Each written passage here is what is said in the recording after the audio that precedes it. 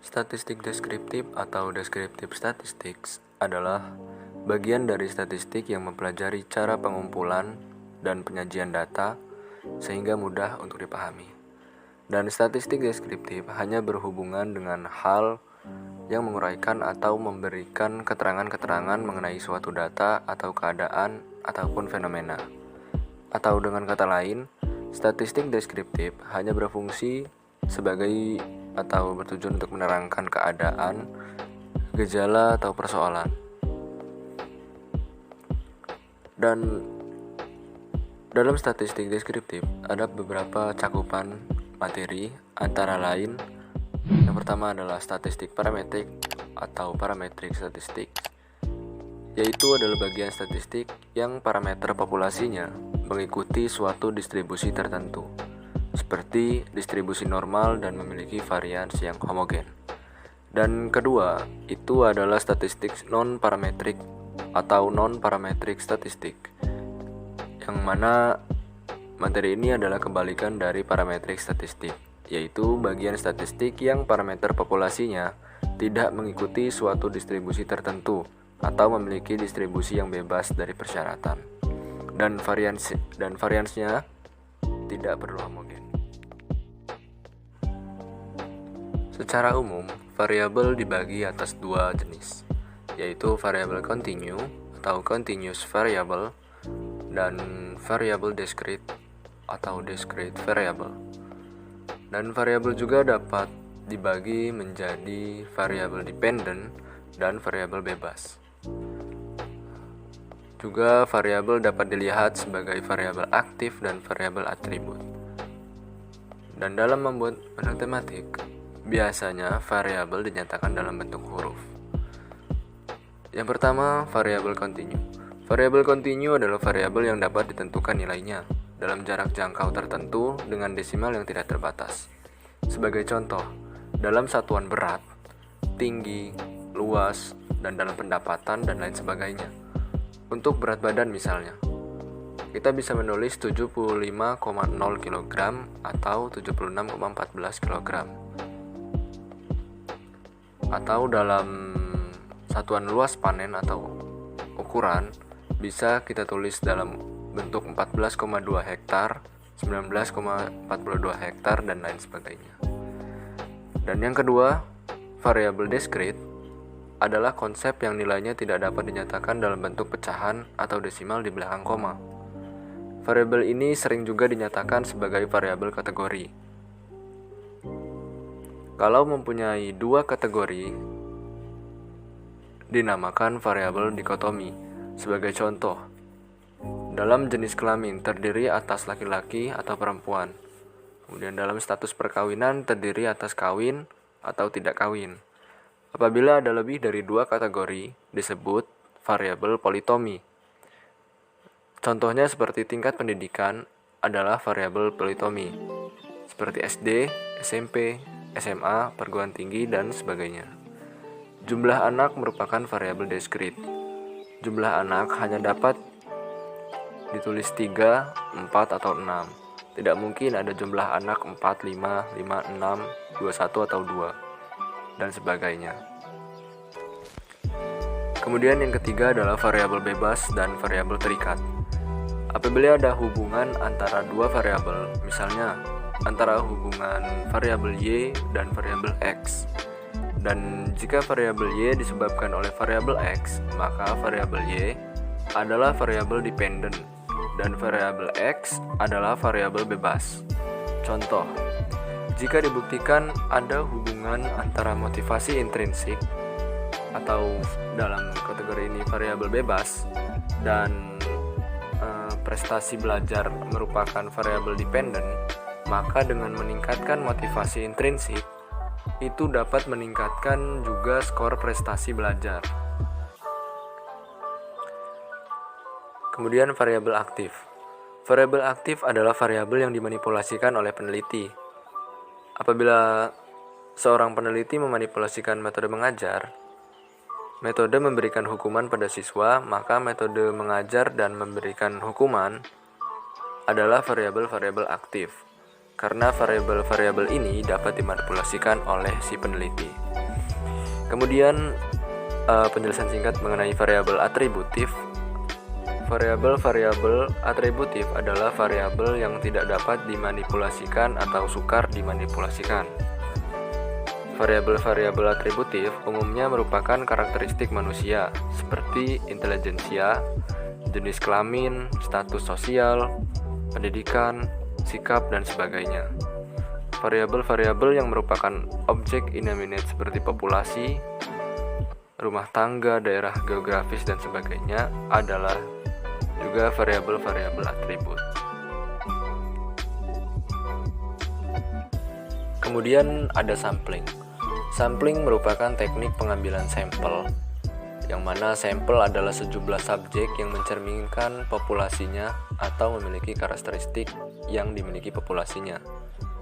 Nah, dalam sampling atau dalam teknik sampling, itu terdapat dua macam sampling. Yang pertama adalah probability sampling. Probability sampling ialah teknik pengambilan sampel yang memberikan peluang yang sama bagi setiap anggota populasi untuk dipilih sebagai sampel.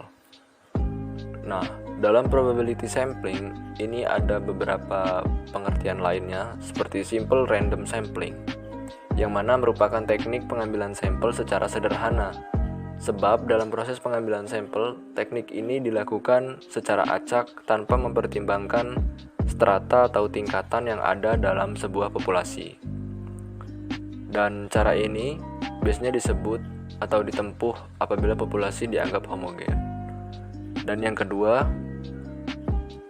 adalah proportionate stratified random sampling, atau yang biasanya merupakan teknik pengambilan sampel yang digunakan apabila populasi mempunyai anggota yang tidak homogen dan berstrata atau bertingkat secara proporsional. Dan yang ketiga adalah disproportionate stratified random sampling, yang merupakan teknik pengambilan sampel yang digunakan apabila populasi berstrata namun kurang proporsional. Dan yang terakhir adalah area atau cluster sampling. Area atau cluster sampling merupakan teknik pengambilan sampel yang digunakan apabila objek yang akan diteliti sangat banyak atau sumber datanya luas. Misalnya penduduk di suatu provinsi atau kabupaten. Dan macam yang kedua, yang pertama adalah probability sampling, yang kedua adalah non-probability sampling. Dalam non-probability sampling, itu merupakan teknik pengambilan sampel yang tidak memberikan peluang yang sama bagi setiap anggota populasi untuk dipilih sebagai sampel. Pertama, contohnya seperti sampling sistematis. Nah, dalam teknik sampling sistematis ini digunakan berdasarkan urutan dari anggota populasi yang telah diberi nomor urut. Contohnya, anggota populasi terdiri dari 50 mahasiswa. Dari 50 mahasiswa tersebut telah diberi nomor urut, maka peneliti hanya mengambil sampel dengan nomor urut genap saja atau ganjil saja. Kemudian yang kedua adalah sampling kuota. Merupakan teknik pengambilan sampel dari populasi yang memiliki karakteristik tertentu sampai kuota atau jumlah yang diinginkan. Seperti contohnya, seorang peneliti ingin mengetahui minat masyarakat di suatu kota untuk berpartisipasi dalam acara Car Free Day. Dan jumlah sampel yang ditentukan adalah 150 orang dari berbagai usia. Jika data yang diperoleh belum mencapai angka 150, maka peneliti tersebut dianggap belum selesai atau penelitian tersebut belum selesai. Kemudian yang ketiga adalah sampling incidential, merupakan teknik pengambilan sampel karena adanya faktor kebetulan, yaitu siapa saja yang ditemui oleh peneliti akan dijadikan sebagai sampel. Dan kemudian yang keempat adalah purposive sampling, merupakan teknik pengambilan sampel karena adanya suatu tujuan atau suatu pertimbangan tertentu. Contohnya ingin mengetahui kajian suatu penyakit atau penyakit tertentu, maka sampel sumber datanya berasal dari dokter spesialis penyakit tersebut pula. Dan yang kelima merupakan sensus. Teknik sensus merupakan teknik pengambilan sampel secara keseluruhan, atau dengan kata lain, semua anggota populasi diambil sebagai sampel. Teknik ini biasanya ditempuh apabila jumlah populasi relatif kecil, misalnya kurang dari 30 orang dan lain sebagainya. Dan yang keenam berupa snowball sampling. Teknik ini merupakan teknik penentuan sampel yang semula jumlah sampel yang diambil itu kecil dan kemudian membesar. Hal ini dapat diibaratkan seperti bola salju yang menggelinding dari atas kemudian turun ke bawah, dan lama-kelamaan bola salju tersebut akan membesar. Teknik ini ditempuh apabila sampel semula yang diambil berasa belum lengkap datanya, maka peneliti mencari sumber data lain dari seseorang yang akan dijadikan sampel tambahan. Dan yang terakhir adalah mengenai tentang populasi. Populasi ialah wilayah generalisasi yang terdiri atas objek atau subjek yang mempunyai kuantitas dan karakteristik tertentu yang ditetapkan oleh peneliti untuk dipelajari dan kemudian ditarik kesimpulannya. Populasi juga diidentifikasi atau didefinisikan sebagai keseluruhan objek berupa manusia, skor hasil pengukuran atau kejadian-kejadian yang diselidiki, dan fenomena lainnya. Jadi populasi tersebut bukan hanya orang, tetapi juga objek atau benda alam yang lainnya. Populasi juga bukan sekedar jumlah yang ada pada objek atau subjek, tetapi juga meliputi keseluruhan karakteristik atau sifat yang dimiliki oleh objek atau subjek yang diteliti tersebut.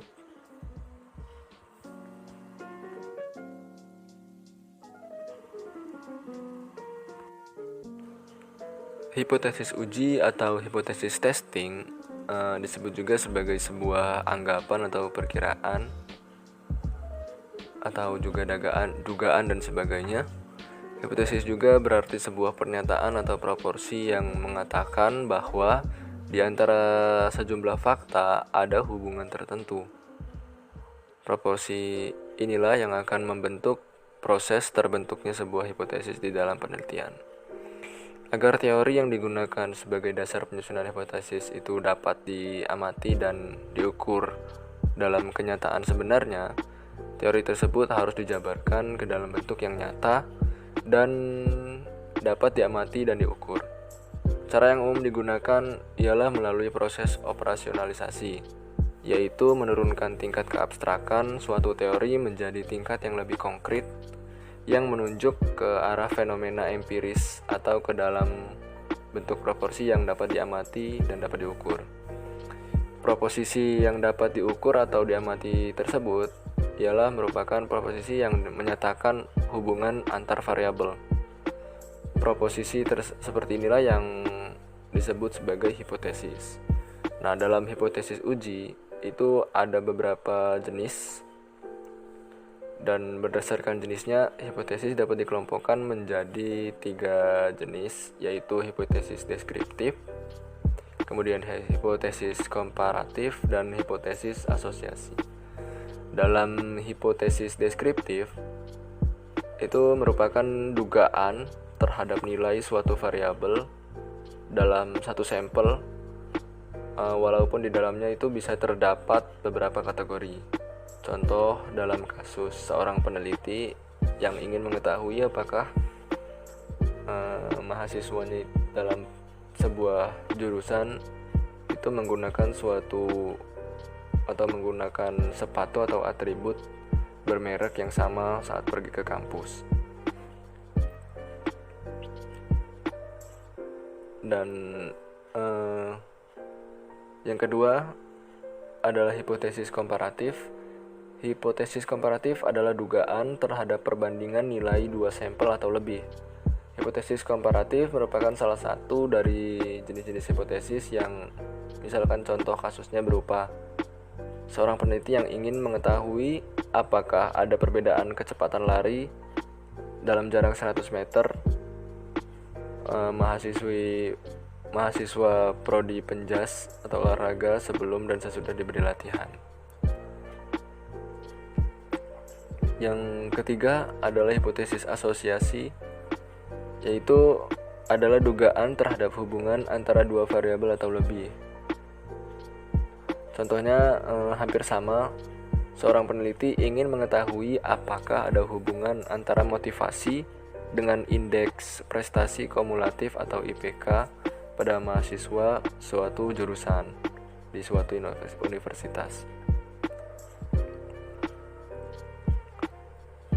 Dan yang kemudian materi selanjutnya adalah validitas atau validity. Berasal dari kata valid, artinya sah atau tepat, yang mana validitas tersebut berarti sejauh mana ketepatan atau kecermatan suatu alat ukur dalam melakukan fungsi ukurnya. Nah, jadi suatu instrumen yang valid berarti instrumen tersebut merupakan alat ukur yang tepat untuk mengukur suatu objek. Maka validitas instrumen pada dasarnya berkaitan dengan ketepatan dan kesesuaian antara instrumen sebagai alat ukur dengan objek yang diukur. Dengan mengukur berat badan tertentu tidak valid menggunakan meteran. Di gelang padit pun ada timbangan yang valid untuk mengukur berat beras. Akan tetapi timbangan ini tidak valid untuk mengukur berat emas dengan bentuk cincin. Dalam parametric testing, skala pengukuran berbentuk interval dan rasio. Analisis yang tepat pun adalah analisis parametrik. Nah, yang termasuk dalam parametric testing atau dalam analisis parametrik itu berupa 9 skala. Yang pertama uji t-test, kemudian ada uji t-test 2 sampel. Yang ketiga adalah ANOVA 1 jalur atau one way ANOVA. Yang keempat ANOVA 2 jalur, two way ANOVA. Kelima uji person product moment. Keenam uji korelasi parsial atau partial correlation. Ketujuh uji korelasi ganda, multiple correlation. Kedelapan uji regresi, regression test. Kesembilan adalah uji regresi ganda atau multiple regression test. Nah, dalam parametric testing itu terdapat beberapa uji yang umum digunakan. Yang pertama adalah uji homogenitas. Nah, uji homogenitas ini adalah suatu prosedur uji statistik yang dimaksudkan untuk memperlihatkan bahwa dua atau lebih kelompok data sampel itu berasal dari populasi yang memiliki variansi yang sama. Jadi dapat dikatakan bahwa uji homogenitas itu bertujuan untuk mencari tahu apakah dari beberapa kelompok data penelitian itu memiliki variansi yang sama atau tidak. Dengan kata lain, homogenitas berarti himpunan data yang diteliti memiliki karakteristik yang sama. Yang kedua, kemudian ada uji normalitas. Dalam uji normalitas itu terdapat suatu prosedur yang digunakan untuk mengetahui apakah data berasal dari populasi yang terdistribusi normal atau berada dalam sebaran normal.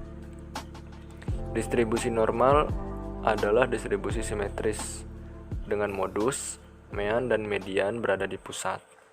Uji normalitas digunakan untuk mengetahui apakah data yang diperoleh itu terdistribusi normal atau tidak. Dasar pengambilan keputusan adalah jika nilai L hitung itu lebih besar dari L tabel, maka H0-nya ditolak. Dan jika nilai L hitung lebih kecil dari L tabel, maka H0 diterima. Kemudian hipotesis statistik yang digunakan itu berupa H0 berbanding dengan sampel berdistribusi normal. H1 kemudian berbanding dengan sampel data berdistribusi tidak normal. Dalam uji normalitas itu ada beberapa cara yang biasa atau umum digunakan dalam menganalisis normalitas data, yaitu seperti Kolmogorov-Smirnov menggunakan Lillie force, kuadrat, dan sebagainya. Kemudian masuk ke dalam bagian non-parametrik. Dalam statistik non-parametrik atau non-parametric statistics, statistik non-parametrik adalah bagian statistik yang parameter populasinya itu tidak mengikuti suatu distribusi tertentu atau dia memiliki distribusi yang bebas dari persyaratan dan variansinya itu tidak perlu homogen. Nah, dalam statistik non-parametrik itu terdapat uji linearitas atau linearity and regression. Dalam uji linearitas itu adalah suatu prosedur yang digunakan untuk mengetahui suatu linear tidaknya suatu distribusi data penelitian. Dalam uji linearitas dilakukan untuk membuktikan bahwa masing-masing variabel itu bebas mempunyai hubungan yang linear dengan variabel terikat. Hasil yang diperoleh melalui uji linearitas akan menentukan teknik-teknik analisis data yang dipilih, dapat digunakan atau tidak. Apabila dari hasil uji linearitas didapatkan kesimpulan bahwa distribusi data penelitian itu dikategorikan linear, maka data penelitian dapat digunakan dengan metode-metode yang ditentukan. Demikian juga sebaliknya, apabila ternyata tidak linear, maka distribusi data itu harus dianalisis dengan metode lain. Kemudian ada berupa analisis regresi.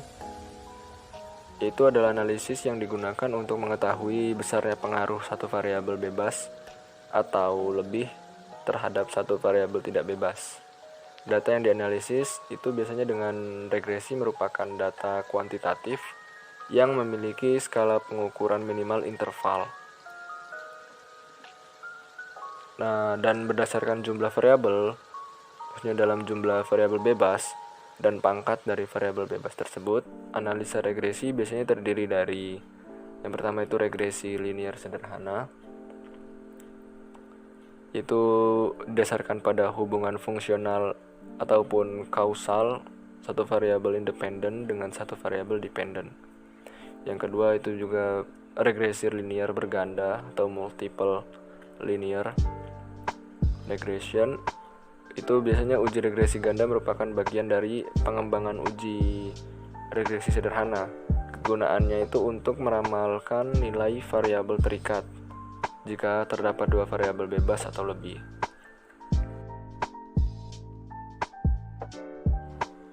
Kemudian pre-experimental design itu adalah rancangan penelitian yang belum dikategorikan sebagai eksperimen sungguhan. Mengapa? Karena pada rancangan ini belum dilakukan pengambilan sampel secara acak atau random, serta tidak dilakukan kontrol yang cukup terhadap variabel pengganggu yang dapat mempengaruhi variabel terkait. Terdapat beberapa contoh dalam pre-experimental design. Itu yang pertama adalah one-shot case study, itu yang berupa perlakuan pada suatu kelompok sehingga tidak ada kelompok kontrol sebagai bandingan dari kelompok eksperimen. Yang kedua itu adalah one group pretest and post-test, di mana peneliti harusnya memberikan pretest kepada kelompok yang akan diberikan perlakuan. Kemudian setelah melakukan perlakuan atau treatment, peneliti memberikan post-test kepada kelompok tersebut. Dan yang ketiga itu intake group comparison, di mana ada satu kelompok yang diteliti, tetapi kelompok tersebut kemudian dibagi menjadi dua tim atau dua kelompok lagi. Setengah dari kelompok tersebut disebut dengan kelas eksperimen, sedangkan setengahnya lagi itu disebut dengan kelompok kontrol. Yang selanjutnya, kuasi eksperimental merupakan penelitian yang memberikan perlakuan dan mengukur akibat perlakuan, namun tidak menggunakan sampel acak untuk menyimpulkan perubahan yang disebabkan oleh perlakuan tersebut. Metode penelitian kuasi eksperimental ini itu bersifat kuantitatif dan bertujuan untuk menunjukkan hubungan sebab akibat dengan melibatkan kelompok kontrol dan kelompok eksperimen.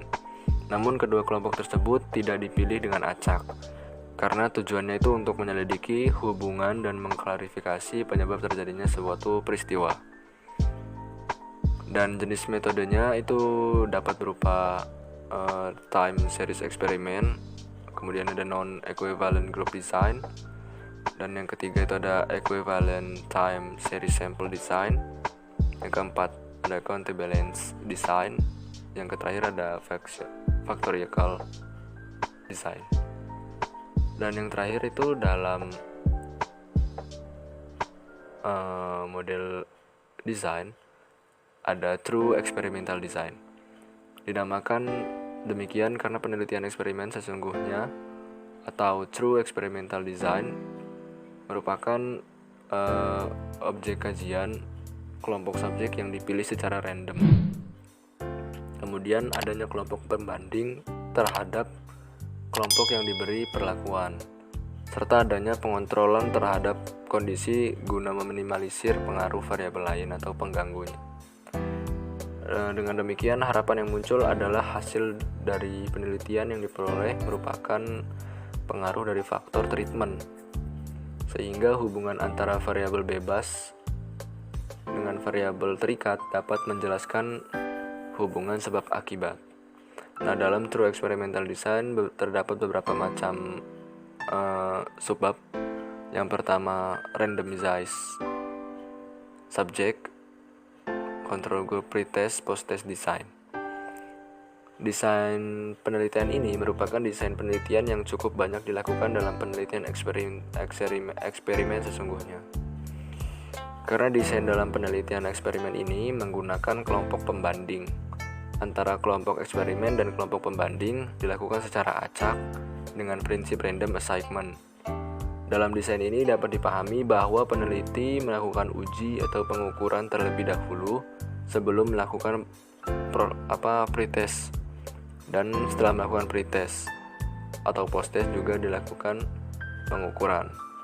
Kemudian yang kedua itu ada Solomon Tree Group Design.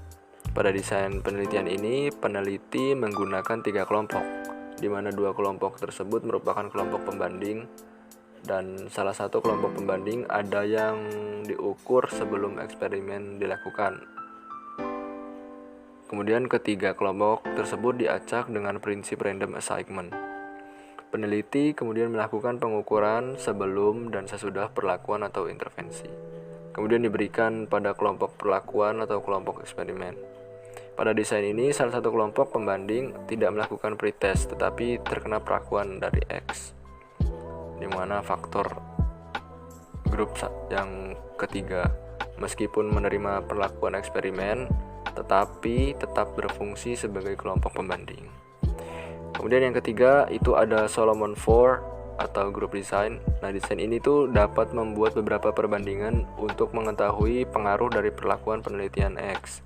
Pada desain ini memiliki kelompok pembanding yang lebih banyak dan merupakan perluasan dari desain sebelumnya, yaitu dengan memasukkan salah satu kelompok pembanding dengan 4 kelompok menjadikan kekuatan yang lebih besar karena menggabungkan keuntungan beberapa desain lainnya.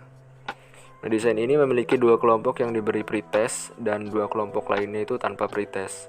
Salah satu kelompok yang diberi pretest dan salah satu kelompok yang tidak diberi pretest itu menerima perlakuan eksperimen. Dan dari hal ini itu menunjukkan atau menjadikan peneliti menggunakan 2 kelompok atau 2 grup pembanding. Ketiga kelompok diacak dengan prinsip random assignment. Kemudian peneliti melakukan pengukuran sebelum dan sesudah perlakuan, dan kemudian diberikan pada kelompok perlakuan atau kelompok eksperimen. Dan yang keempat itu merupakan factorial design. Nah, dalam penelitian factorial design itu adalah modifikasi dari true experiment, yaitu memungkinkan adanya variabel moderator yang mempengaruhi treatment terhadap hasil. Penelitian ini juga harus terdapat pengukuran sebelum treatment jika masuk ke dalam true experiment. Dan penelitian ini juga disebut juga sebagai penelitian bifaktor karena melibatkan lebih dari satu variabel bebas yang dijadikan faktor. Dan kedua faktor tersebut itu secara teoretik terdapat interaksi.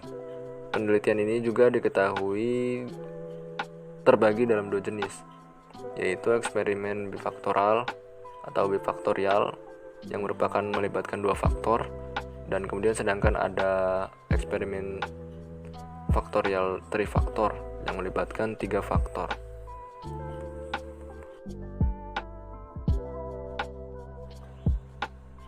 Konsep korelasi atau correlation design itu berarti hubungan dan saling hubungan timbal balik. Korelasi dalam ilmu statistik adalah hubungan antara dua variabel, bivariate correlation, dan hubungan antara lebih dari dua variabel, multivariate correlation. Dalam korelasi terdapat hubungan simetris, hubungan sebab akibat, atau hubungan interaktif. Uji korelasi disebut dengan teknik korelasi.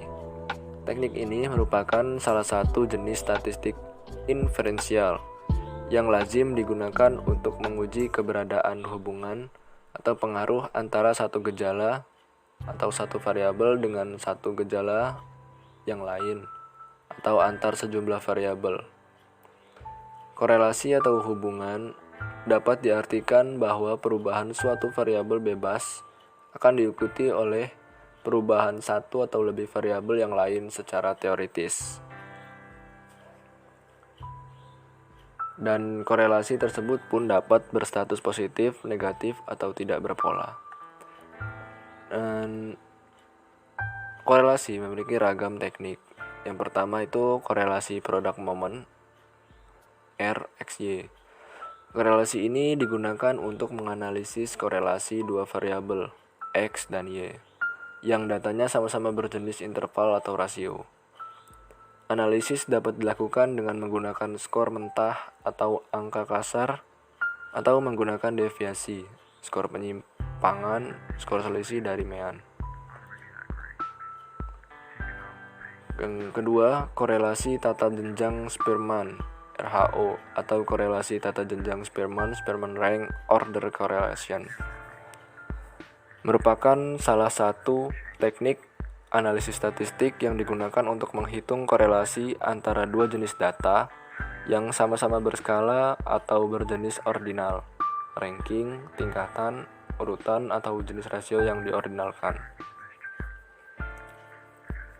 Kemudian yang ketiga itu ada korelasi tetrakorik yang merupakan salah satu jenis teknik analisis korelasional yang digunakan untuk menganalisis hubungan antara variabel X dan variabel Y. Korelasi tetrakorik digunakan apabila data variabel X dan data variabel Y itu sama-sama berjenis ordinal buatan atau dikotomis, atau ordinal yang hanya dalam dua jenis. Yang semula kedua data variabel X dan Y tersebut sama-sama berjenis interval atau rasio. Dan yang keempat, itu ada korelasi P. Korelasi P itu merupakan salah satu teknik analisis korelasional yang digunakan untuk menganalisis hubungan antara variabel X dan variabel Y. Korelasi P juga digunakan apabila data variabel X dan Y itu sama-sama berjenis nominal. Artinya data variabel X dan Y hanya dibagi dalam dua kategori, yaitu tidak lebih dari dua kategori. Bila lebih dari dua kategori, maka peneliti disarankan untuk menggunakan rumus chi-kuadrat X2 atau koefisien contingence. Kemudian yang kelima, korelasi kontingensi. Korelasi kontingensi merupakan salah satu teknik analisis korelasional yang digunakan untuk menganalisis hubungan antara variabel X dan variabel Y. Korelasi kontingensi digunakan apabila data variabel X dan Y itu sama-sama berjenis nominal, atau data variabel X berjenis nominal sementara data variabel Y itu berjenis ordinal. Teknik KK dalam operasionalnya membutuhkan rumus chi-kuadrat atau chi-square. Dengan demikian, penggunaan rumus KK harus diawali dengan penggunaan rumus chi-kuadrat chi-square. Dan yang keenam, itu ada korelasi parsial atau partial correlation. Dalam partial correlation itu adalah suatu nilai yang memberikan kuatnya pengaruh atau hubungan dua variabel atau lebih, yang salah satu dari bagian variabel X itu konstan atau dikendalikan. Dan uji correlation parsial ini digunakan untuk mengetahui pengaruh atau hubungan dari variabel X dan Y, di mana salah satu variabelnya yaitu variabel X dibuat tetap atau konstan. Dan yang ketujuh itu ada korelasi ganda atau multiple correlation, yaitu adalah suatu nilai yang memberikan kuatnya pengaruh atau hubungan dua variabel atau lebih secara bersama-sama dengan variabel lain.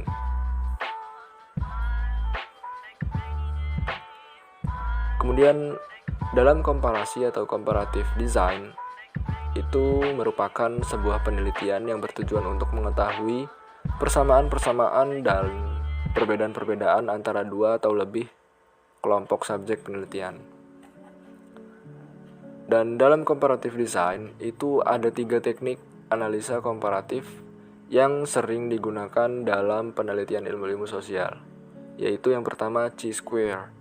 Nah, dalam chi-square ini atau dibaca chi-kuadrat adalah teknik statistik yang dapat digunakan peneliti untuk mengetahui apakah terdapat perbedaan yang signifikan dalam frekuensi observasi antara dua kelompok sampel atau lebih. Yang kedua yang umum digunakan berupa t-test. T-test ini adalah teknik analisa statistik yang dapat dipergunakan untuk mengetahui apakah terdapat perbedaan yang signifikan antara dua mean sampel atau tidak. Nah, dalam membandingkan dua mean sampel dapat dibedakan menjadi dua, yaitu yang pertama membandingkan dua mean dari satu kelompok sampel. Misalnya membandingkan mean dari hasil pretest dengan mean hasil post-test. Kemudian yang kedua membandingkan dua mean dari dua kelompok sampel, misalnya membandingkan mean dalam kemampuan baca antara siswa laki-laki dan kemampuan baca dari siswa perempuan. Yang ketiga itu terdapat analisa varians atau ANAVA. Dalam analisa varians atau ANAVA adalah teknik statistik yang dapat digunakan untuk membandingkan kualitas dari 3 kelompok sampel atau lebih. Misalnya, peneliti atau dalam penelitian bertujuan untuk mengetahui perbedaan tingkat pengamalan agama antara nelayan, petani, dan karyawan industri, maka dari masing-masing kelompok tersebut diambil sampel secara random untuk membuktikan apakah terdapat perbedaan yang signifikan dalam tingkat pengamalan agama antara 3 kelompok sampel tersebut menggunakan analisa varians. Nah, dalam analisa varians itu dibedakan menjadi 2, yaitu ANAVA satu arah dan ANAVA 2 arah. Dalam ANAVA satu arah itu biasa dikenal juga dengan istilah ANAVA satu jalur atau ANAVA one way. Nah, dalam ANAVA one way dipergunakan untuk menganalisa masalah yang terdiri dari 2 variabel, satu variabel independen dan satu variabel dependen.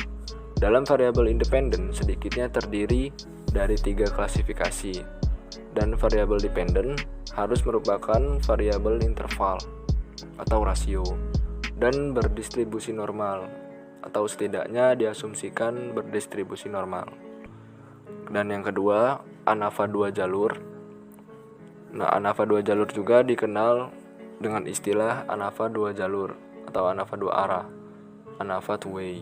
Dipergunakan untuk menganalisa masalah yang terdiri dari 2 variabel independen dan masing-masing variabel itu bebas dibagi dalam beberapa kelompok. Misalnya, peneliti melakukan 2 perlakuan strategi pembelajaran atau strategi pembelajaran inquiry dan strategi pembelajaran expository atau expository. Dan dalam statistik pendidikan, misal 297 karakteristik peserta didik dari aspek kemampuan awal atau kemampuan awal tinggi dan kemampuan awal rendah, maka peneliti memiliki banyaknya kelompok data penelitian adalah 2x2. Jika peneliti meneliti 3 strategi pembelajaran, maka pemecahan masalah, expository dan direct, instruksional, dan minat belajar, maka peneliti memiliki banyaknya kelompok data penelitian adalah 3x2.